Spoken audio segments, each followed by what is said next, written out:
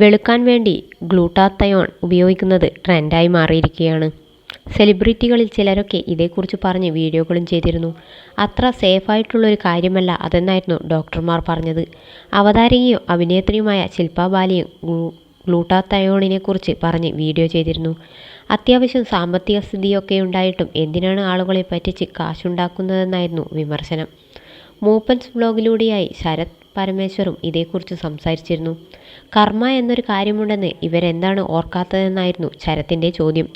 സെലിബ്രിറ്റികളുടെ വാക്കുകൾ കേട്ട് ഇങ്ങനെയുള്ള സാധനങ്ങളൊക്കെ വാങ്ങിക്കഴിച്ച് ജീവൻ തന്നെ നഷ്ടമാവുന്ന അവസ്ഥയിലെത്തിയിട്ടുണ്ട് ചിലർ. വെളുക്കണം എന്ന് പറഞ്ഞ് ലിങ്ക് തരുമോ എന്നാണ് പലരുടെയും ചോദ്യം. മെഡിക്കലുമായി ബന്ധപ്പെട്ട് ഒന്നും അറിയാതെയാണ് പലരും ഇങ്ങനെയുള്ള പ്രൊഡക്റ്റുകൾ പ്രൊമോട്ട് ചെയ്യുന്നത്. കാലങ്ങളായി എൻ്റെ സ്കിന്നിൻ്റെ പ്രശ്നങ്ങളെല്ലാം മാറിയതെന്ന് എല്ലാ ഇൻഫ്ലുവൻസേഴ്സ് പറയുന്നു. അടുത്ത ആഴ്ച ആവുമ്പോൾ പ്രൊഡക്റ്റ് മാറും. ഇങ്ങനെ പറഞ്ഞതിൽ നിന്നും കിട്ടുന്ന പൈസ വെച്ച് നല്ല ട്രീറ്റ്മെൻറ്റൊക്കെ എടുത്ത് അവർ അവരുടെ പ്രശ്നങ്ങളെല്ലാം പരിഹരിക്കും.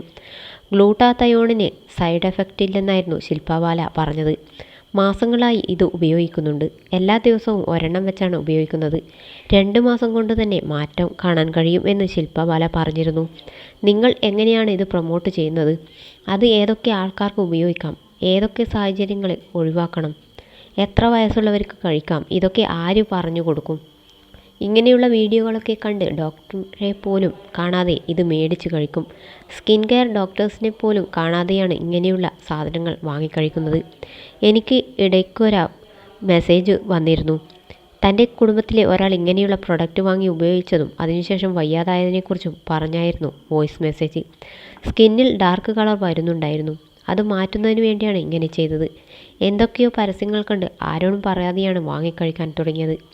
വെളുക്കാനായി ഇത് വാങ്ങിക്കഴിച്ചാൽ മതിയെങ്കിൽ പിന്നെ ഡോക്ടേഴ്സിനെയൊന്നും കാണേണ്ടല്ലോ. ഇങ്ങനെയുള്ള പ്രൊമോഷൻ കാണുമ്പോൾ വിഷമമുണ്ട്. നിങ്ങൾ ഇതേക്കുറിച്ച് റിയാക്ട് ചെയ്യുന്നത് നന്നായിരിക്കുമെന്നായിരുന്നു മെസ്സേജ്. കിഡ്നിക്കൊക്കെ അസുഖം വരാൻ സാധ്യതയുണ്ട്. പ്രഗ്നൻസി, ഫീഡിംഗ് മദേഴ്സ് അങ്ങനെയുള്ളവരൊന്നും ഇത് ഉപയോഗിക്കാൻ പാടില്ല. ഇതേക്കുറിച്ചൊന്നും ശില്പ ബാല പറയുന്നില്ല.